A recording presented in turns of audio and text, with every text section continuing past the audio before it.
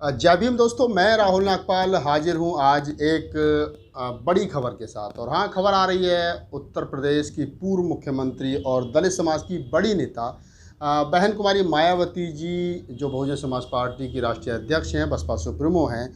उनके ट्वीट से एक खबर बन रही है। उन्होंने 2 ट्वीट किए हैं और एक ही विषय को लेकर के किए हैं। पहले तो मैं धन्यवाद करता हूँ बसपा सुप्रीमो मायावती जी को कि उन्होंने इस मामले पर ट्वीट किया, क्योंकि ऐसे मामलों से अक्सर बसपा सुप्रीमो बचती रही हैं और वो कहीं ना कहीं ऐसे मामलों में बोलने से बचती हैं और कतराती हैं। लेकिन आज वो इस मामले पर बोली हैं और ये मामला वही है जिसको लेकर के मैं और मेरा चैनल लगातार इस आवाज़ को उठा रहा है। हम लोग बोध गया मुक्ति आंदोलन का मामला हो या अयोध्या साकेत नगरी का राम मंदिर, जहां तथागत बुद्ध के अवशेष निकले खुदाई में, वहां पर बौद्धों की आवाज़ को सुप्रीम कोर्ट द्वारा दबाए जाने का मामला हो, हम लोग उसको लगातार उठा रहे हैं।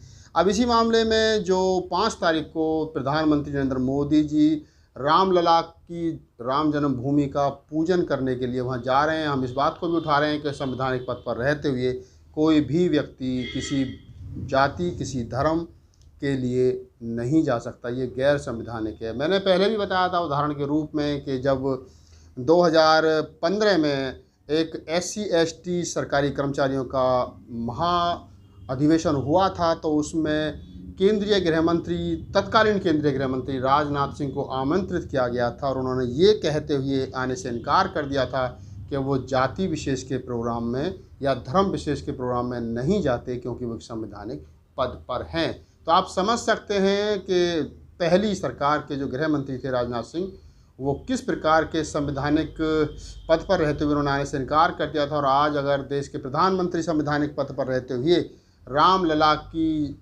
मंदिर के लिए, उसके भूमि पूजन के लिए जाते हैं, तो इसका हर प्रबुद्ध आदमी को विरोध करना चाहिए, क्योंकि कोई भी व्यक्ति इस प्रकार से नहीं जा सकता है। और मैं आपकी जानकारी के लिए बता दूं कि पंडित जवाहरलाल नेहरू जब मुल्क के प्रधानमंत्री थे, तो उनके सामने भी एक बार एक मंदिर के पूजा पाठ और उसमें जाने का उनको निमंत्रण मिला था। तो उन्होंने ये कहते हुए उस निमंत्रण को अस्वीकार कर दिया था कि मैं देश का प्रधानमंत्री हूँ और मैं जिस पद पर हूँ उस पद पर होने के बाद में मैं किसी धार्मिक समारोह में शामिल नहीं हो सकता। लेकिन अब मोदी जी की हिटलरशाही चल रही है और वो जो कह दें और जो कर दें, और भक्त उनके मान भी लेते हैं।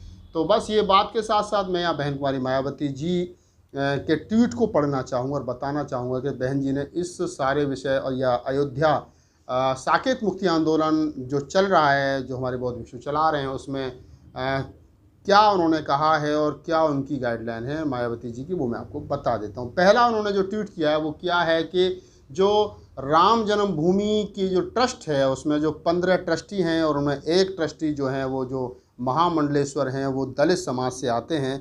उनका नाम है स्वामी कन्हैया प्रभुआनंद गिरी। ये दलित समाज के महामंडलेश्वर हैं, क्योंकि 14 लोग सवर्ण हैं और एक दलित हैं। यही हैं कन्हैया प्रभुआनंद गिरी जी, जो महामंडलेश्वर हैं, ये दलित समाज से आते हैं। तो जो 5 तारीख को भूमि पूजन हो रहा है, उस भूमि पूजन में प्रधानमंत्री तो आमंत्रित हैं, जो कि गैर संवैधानिक तरीके से उनको आमंत्रित किया गया और उन्होंने निमंत्रण को स्वीकार भी किया है। लेकिन एक दलित पुजारी होने के बावजूद भी, जो कहते हैं ना कि जाति है कि कभी जाति नहीं, जी हाँ बिल्कुल, जाति है कि कभी जाति नहीं। 15 ट्रस्टी और उनमें से 15 में से 14 सवर्ण और एक दलित कन्हैया प्रभुआनंद गिरी जी महाराज, जो महामंडलेश्वर हैं, उनको आमंत्रित नहीं किया गया, यानी उनको निमंत्रण नहीं भेजा गया। इसी बात को आधार बना करके मायावती जी ने कहा है कि दलित महामंडलेश्वर स्वामी कन्हैया प्रभुआनंद गिरी की शिकायत के मद्देनज़र यदि अयोध्या में 5 अगस्त को होने वाले भूमि पूजन समारोह में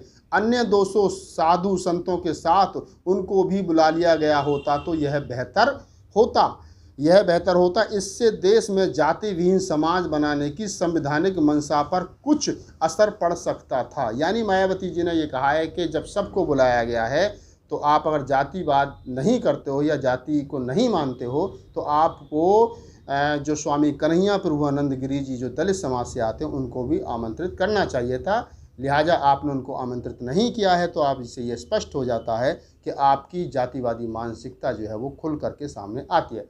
इसी संदर्भ में बहन जी ने दूसरा ट्वीट किया है। उन्होंने कहा है कि वैसे जातिवादी उपेक्षा तिरस्कार व अन्याय से पीड़ित दलित समाज को इन चक्करों में पड़ने के बजाय अपने उद्धार हेतु श्रम कर्म में ही ज़्यादा ध्यान देना चाहिए। व इस मामले में भी अपने मसीहा परम पूज्य डॉक्टर भीमराव अंबेडकर के बताए रास्ते पर चलना चाहिए। यही बीएसपी की उनको सलाह है। यानी बहन जी ने एक तीर से दो निशाने यहाँ साधे हैं। पहले ट्वीट में उन्होंने ये कहा है कि अगर बीजेपी और आरएसएस ने और वहाँ की जो मैनेजमेंट कमेटी है उन्होंने या जातिवादी मानसिकता के लोगों ने कन्हैया जो महामंडलेश्वर हैं और जो दलित संत हैं और 15वें ट्रस्टी हैं, 14 में से एक वो भी हैं, उनको आमंत्रित नहीं किया गया। तो ये बात ये दर्शाती है कि कहीं ना कहीं बीजेपी और आरएसएस और राम मंदिर की जो कमेटी है वो जातिवादी है। और दूसरी तरफ बहन जी ने ये भी कहा है कि हम इन चक्रों में नहीं पड़ते हैं और नहीं बुलाया, ये उनका काम है और हमको इन सारे कर्म कांडों से बचना चाहिए। बाबा साहब डॉक्टर बी आर अम्बेडकर के बताए हुए रास्ते पर हमको चलना चाहिए। तो बहन जी ने बाबा साहब का मैसेज भी आपको कन्वे किया है और बीजेपी और आरएसएस की जो जातिवादी मानसिकता है उससे भी आपको अवगत कराया है।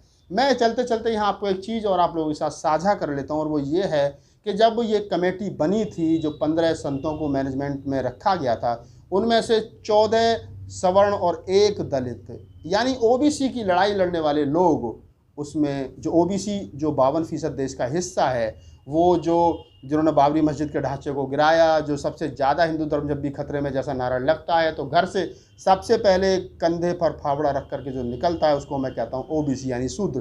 उस शूद्र समाज का एक भी संत रामलला के ट्रस्ट में नहीं था। ये ओबीसी को भी सोचना चाहिए कि लड़ेंगे आप, मरेंगे आप, जेल आप जाएंगे, ढांचे को आप गिराएंगे और कार सेवक के रूप में काम आप करेंगे। ना तो आप कमेटी में हैं और याद रखिए ना आप जब रामलला जन्मभूमि की नींव रखी जा रही है तो उसमें आपको निमंत्रण दिया गया है। तो ये ओबीसी समाज को सोचना चाहिए कि वो आखिर अपने आप को इस पूरे प्रकरण में पाता कहाँ है। बहुत सारे संत नाराज़ हैं, ब्राह्मण नाराज़ हैं, कार सेवक नाराज़ हैं।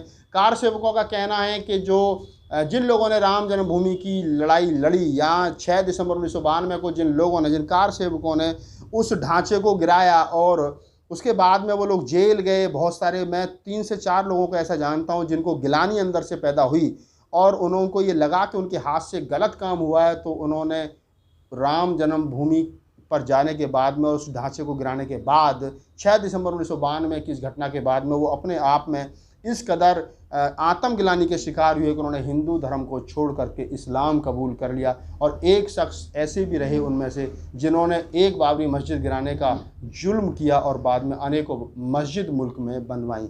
यानी देर सवेर ही सही, अगर आदमी होश में आ जाए तो होश में आ जाए और नहीं आए तो फिर मरने तक ना आए। मैं यही कहूँगा आप तमाम साथियों से कि अब राम मंदिर बनने की तैयारी है, प्रधानमंत्री जी उसके उद्घाटन के लिए जा रहे हैं, बहन जी ने ट्वीट किया है, वो मैंने आपको बता दिया है।